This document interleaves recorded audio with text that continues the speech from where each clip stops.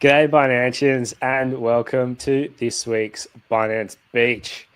We have Bitcoin dominance at all-time high. Bitcoin is hitting all-time highs. Bitcoin is pumping, but the question on many traders' lips is, when will alt season kick off? To come at that question, I have Greeny joining us back to the show. Welcome, mate. Thanks for coming back on. Thanks for having me, Liam. Pleasure to be back, guys. Pleasure to be back. And we have our NZ Binance Angel, Oli. Previously Binance intern, now back as Binance Angel. Mate, you are also a veteran of the trenches. Thanks for coming on. Yeah, no, thank you for having me. I'm excited to have a chat. Good stuff. Now, Bitcoin's sitting at 109. Obviously, we had all-time highs in the last week or so. We cracked well through them. And what did we hit, like 112? Bitcoin dominance, just shy of 112. Bitcoin dominance is really high, sitting at, 63%? Yeah. Wow. ETH dominance is at all-time low, sitting down 9.3%, and has been a very slow trail off over the last, year and a half, 2 years? So, lads, do we see an alt season soon? Is this trend going to change? Greeny, start with you. Look, I think BTC dominance has potential legs to go higher. Like we discussed this way back last year when I was on the show too, that this is Bitcoin's cycle. Adoption is real. You've got governments, you've got hedge funds, you've got retail, you've got Michael Saylor, you've got huge people, huge industries, huge countries buying Bitcoin. So inevitably that is going to put price pressure on Bitcoin itself and therefore pump BTC dominance higher. I think a lot of people are hoping that a lot of their favorite altcoins run it up. But what you really need to consider is that meme coins have probably replaced altcoins this cycle. A lot of meme coins went to billions and billions of dollars across multiple chains. They are altcoins at the end of the day. So I do think that some altcoins will rally towards the end of this year and into 2026. You just got to look at that BTC versus altcoin pair and see which ones are showing more strength. Yeah. What about your take, Oli? Does Bitcoin dominance go up or down from here?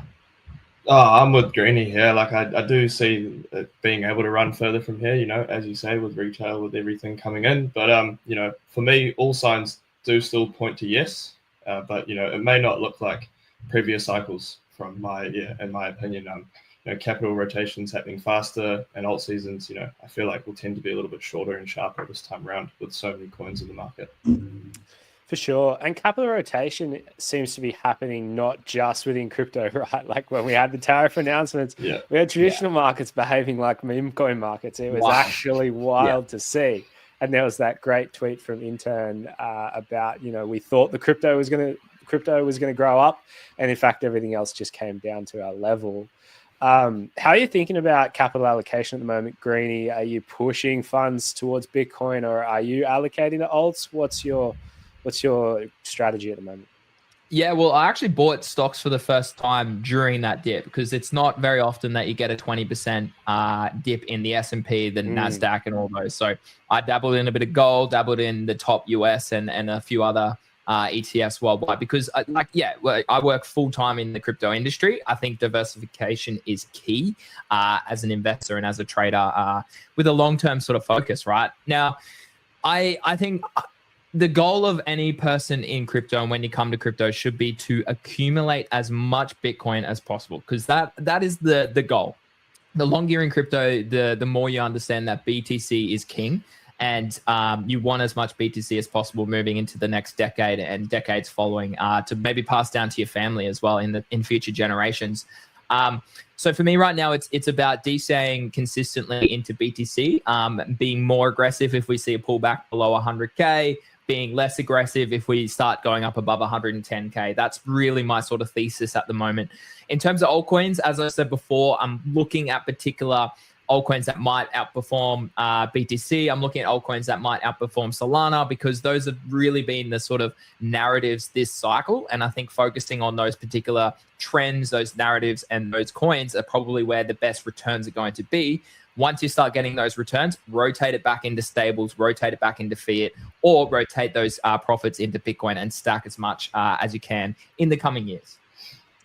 Yeah, and I guess that's your opportunity, right? Like with Bitcoin dominance at such a high, the opportunity is to try and, front run potentially the rest of the market catching up.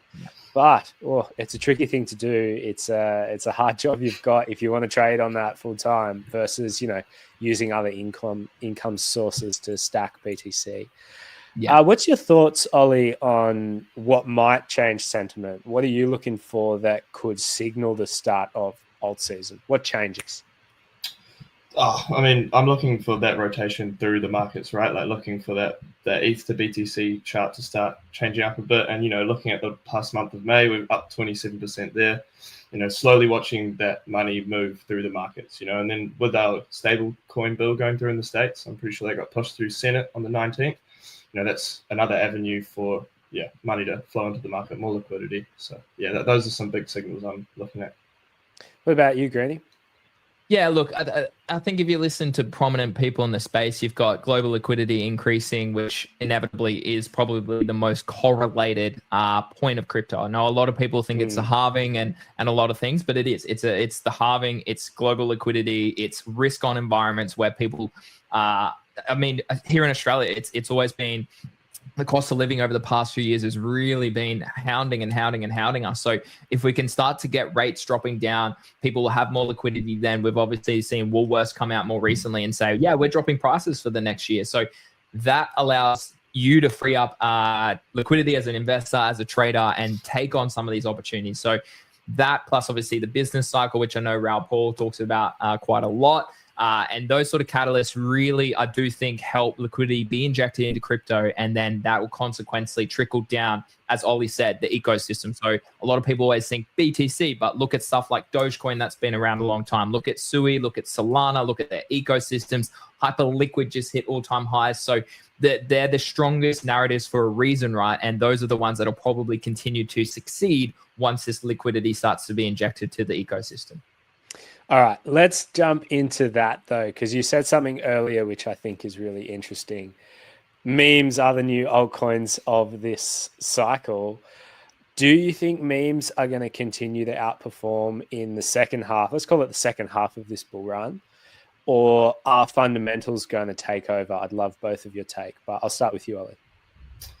For me, being around the meme space since it's, over the last year and a half, I do think that for the everyday investor, memes are more attractive. There's more money flowing into them. And as we've seen it with all these, like you said, Greeny, all the coins going to billions and billions of dollars, where 2021, wasn't really happening. So for me, I do think memes are still going to sit on top. And fundamentals trailing, probably not far behind. But I do see memes taking the top of the castle for this one. Yeah, I agree wholeheartedly with that. Like, there's going to be narratives as well. Like InfoFi is a big one that's currently taking off in the space as well. But I genuinely think meme coins, if you look at which meme coins, whilst they have gone down the most during the sort of bear consolidation that we saw from the highs at the beginning of this year, they are up the most from the lows. Like if you look at Fartcoin, it's up, I don't even know, we got in at 300 million and it's up at 1.4 billion. So it's up like 6x in that time. Pengu's up 4x, Mog's up 3x, Pepe's up 3x. Whereas like if you look at Solana's not even up 1x, or 2x, I suppose, from its lows. So I still think it's all about sort of risk management, portfolio structure, and those sorts of things, risk tolerance as well. Because at the end of the day, right, what you need to understand is you need to allocate some part of your portfolio to more risky plays, or some part of your portfolio to really solid foundations like BTC, and then some of those top altcoins that could still give you a little bit of a 2 to 3x, which is fantastic when you think about it, because a lot of people worldwide only aim for that 10% sort of return in a year. So crypto is an amazing space. You just got to allocate your risk accordingly to sort of structure that into a particular investment thesis. Which is the new barbell strategy, right? Is Bitcoin on one end and memes on the other. Yeah. Do you think there's a chance that, memes burnt people in crypto and there might not be as much appetite for them second time around, or will greed drive markets and liquidity flow back in? That's a great question. I think a lot of people were burnt from Trump, burnt from the Argentina coin, from that Congo coin in Africa as well, plus a few others that were associated with that sort of same cabal group. Look, I think that took an effect on the market. We saw memes dump 90% from about January all the way to late March, early April. And what we've seen is, as I said before, a big rally. And so that sort of shows you that people let go of things. And I think crypto is I spend hours on CT, so crypto Twitter, every day. And the common person on CT literally lets go of things within a week, like within a day, like usually. So I think a lot of people do let go of the rubbish, and then they realize, okay, well, hold on, maybe something like Farcoin or Mog or Pepe, it's a reason it's number one, because it's a meme and it's one of the strongest memes. So why don't I park my money over there as sort of a better thesis, and then chase maybe some of those trends in the trenches on all these different chains. Like, I mean, I've been on Abstract more recently, and there's been some absolute cooks over there. So that's what I mean. I still think there's money to be made in the trenches of each of these ecosystems, but I do think that meme coins are here to stay, and they are, as Oli said, like people come to crypto and they understand meme coins, right? Because that's our generation, that's social media, these points of time. Things and apps like MoonPay make it so easy for people to actually just buy a meme coin on their phone. So it's things like that really adoption sort of will go to, is meme coins.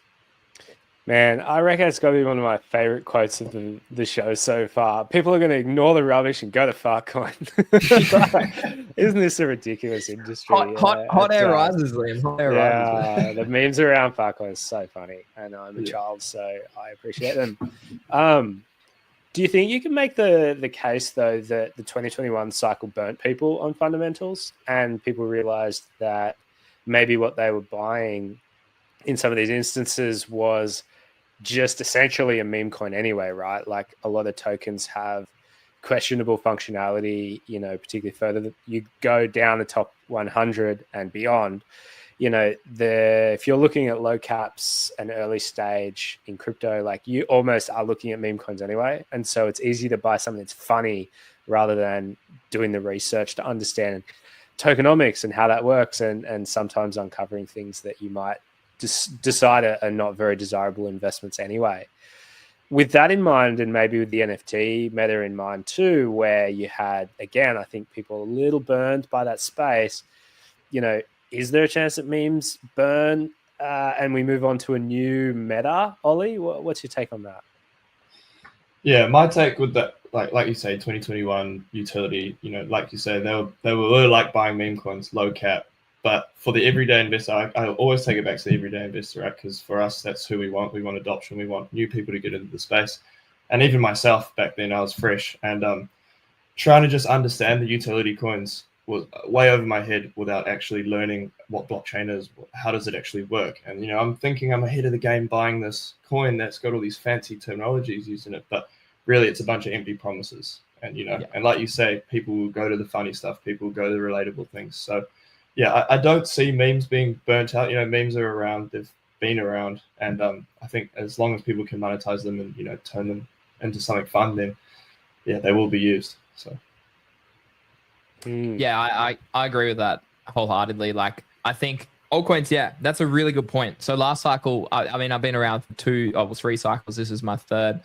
And even back in the day, ICOs, they were meme coins. Like, it was empty promises. It was no utility. It was, max extract. And if you look at utility, like 95% of the meme coins, well, not meme coins, but altcoins that are launched in crypto have no fundamental thesis at the end of the day. And that's why strong tokens are the strong tokens. That's why a lot of our favorite altcoins from 2021 will never probably see all-time highs. Think of Matic, think of DOT, think of so many tokens in that sort of category, right?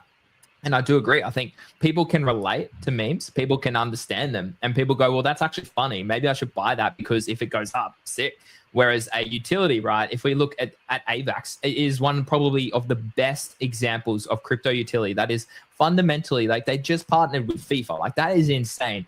But price didn't do anything. Literally, it's still at $23 here, US, and it has barely gotten above 70, I think, this cycle. 50? Yeah, I don't even remember. Yeah, about $50 this cycle, whereas last cycle, it was at $150. So where are people going to park their money? In things that are actually going to maybe pump because of news, because of trends, because they're funny, rather than actual utility. And it's a very interesting point because, as Oli kind of said, you need to get your mindset into that retail investor or retail trader's mind, because that's where the liquidity is going to come from. For that end of crypto, definitely. Although I don't think we I think we're going to see like meme coin hedge fund. Like we kind of touched on that idea in November, December, but I think that's coming back for sure. There'll be like institutional meme coin players, and they might be some of our like the things we look back on this cycle for the silly, ridiculous kind of lengths that we went to. Existential question for you, Greeny: are meme coins net positive or net negative for crypto as a whole? Great question. I get this question a lot from a lot of people. I think you're inevitably going to have them. And I think you need to understand that that's just going to be part of crypto now for a long time. And I think if you ignore that, you're going to go about it in the wrong way. So I think they're a net positive because they bring attention, they bring liquidity, they bring potential for people still that come to crypto, right, to maybe change their financial freedom lives, because you can't do that with your 9-to-5 sort of job. Whether they're a net negative loss, yes, I do agree with that point as well, because we've had, as we saw, the president of the United States of America launch meme coin. That was really the nail in the coffin that changed it for me. The fact that he launched it, publicized it, all that sort of stuff, it really led to that extraction and it being okay. And I think that was for a long time there, a lot of people weren't considering that making a meme coin and promoting it was actually sort of okay. But now it is okay. And that's why we saw that mass extraction over on Solana for a long time. And I mean, it still goes on now. There's still plenty of these group chats and stuff that pump and dump meme coins every single day. I've excluded myself from that and gone back to trading in different ways. And I think that's the key. If you can separate yourself from it, but also understand that it's going to be part of crypto as a whole, then you can still think trading and still make money there. It's just be extremely aggressive and rotate your profits back to Bitcoin, back to stables always. Any thoughts, Al? Yes, same spec. Like, bring your money back into the real stuff. You know, like memes are great. They're fun as a trader. They're fun to muck around with. As a newbie, you either lose everything, you make a lot. But it's just, I always go back to education, right? Education's key. Learn about the space before you put $1 in it. Go learn what a meme is. Go learn how it works. Go learn what these groups are doing, because it's you can't avoid it. They're everywhere. So in a decentralized, permissionless network where you can do anything, everything gets done, and that includes both ends of the quality and quantity spectrum, for sure. I also think like the net positive effects of meme coins, like taking people on chain and using on-chain tools and actually using dexes and using self-custodial wallets, and the process of learning about how to do that, I think, has been good for a lot of people, because they've moved beyond like, just your convert function, on a centralized exchange. And I think that is an important part of what we're all trying to build towards in this space.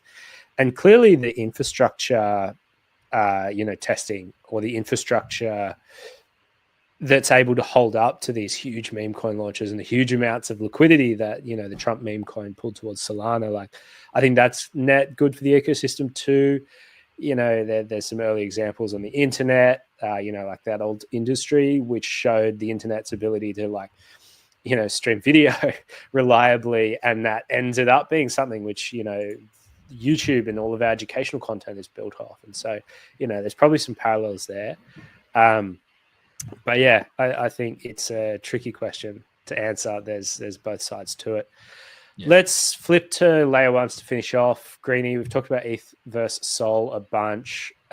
Where's your head at on layer ones? Do we have an ETH resurgence? Arthur Hayes the other day was calling out ETH as the next top performer. He was saying Sol's had its Sol summer. ETH is coming back. Obviously, Oli, you called out that kind of candle for ETH coming back. But, you could call that strong price performance, or you could call that just like a recovery to the baseline as well. Yeah, what's your take, Greeny? ETH or Sol, or are we looking at other layer ones that will dominate the second half of 2025? It's a great question. I obviously gave a lot of people that alpha on Solana outperforming Ethereum way back in 23. And then when we even caught up last year, it was still going to probably outperform. And it certainly has. I am now in the camp that Ethereum is going to outperform Solana. Pretty much we're overextended on that chart, Sol versus ETH. We're actually breaking macro support as we speak right now, down at 0.06.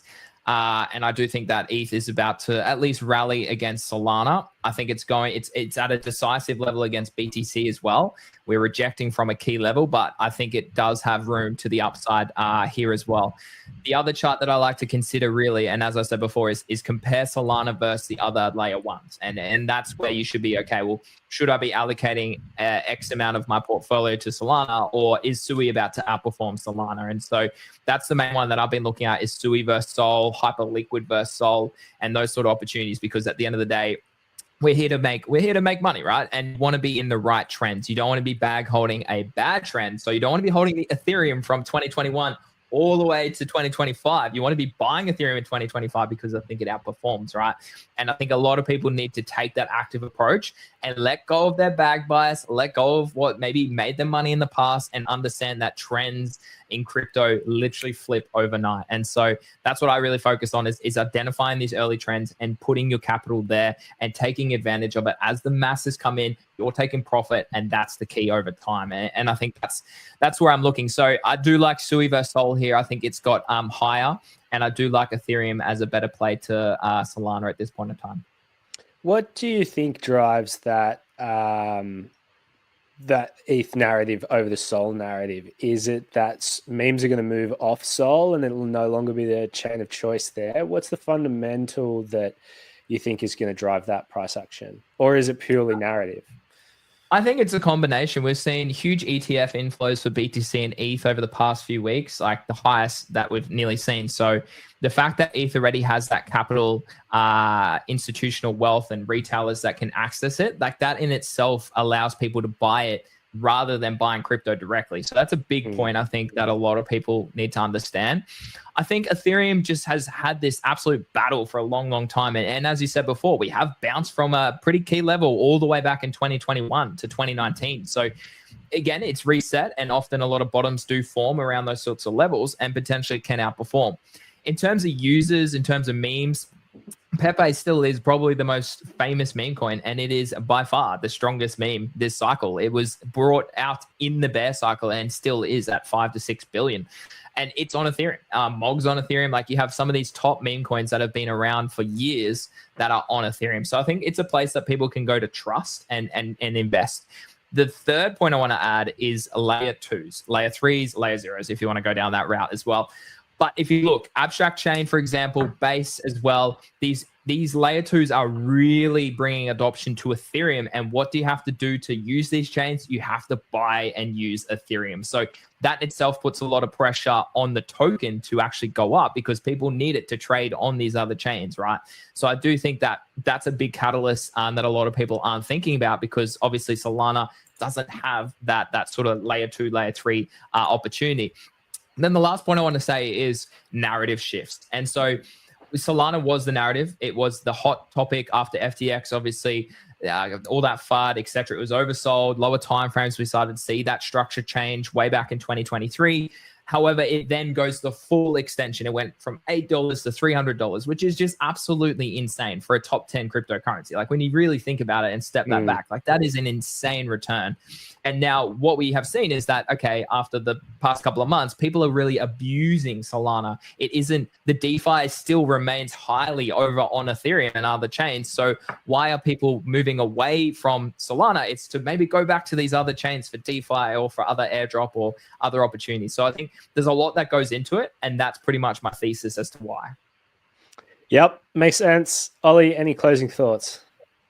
I'm with you. I mean, you've said it all, Greeny. Like, yeah, we had the Sol Summer. We had, like you said, $8 to almost $300. Like, that's ridiculous in any sense. And so for that reason, I'm with outperforming Sol here. You know, it's got the regulatory edge, broader institutional adoption, and deeper infrastructure. So yeah, I'm with ETH for the next second half of the cycle. Beautiful. Hey, thanks so much for jumping on, lads. We'll wrap it up there. Everybody, please make sure to like and subscribe as well, and let us know who you'd like to have on the show in the coming weeks. We'll make it happen. Have a great weekend, lads. Enjoy. Thanks, mate. Please note that this discussion includes insights from non-affiliated third parties and key opinion leaders. Binance provides this platform for informational and educational purposes only and is not responsible for any content or insights provided. This information should not be considered as financial, tax, or investment advice from Binance.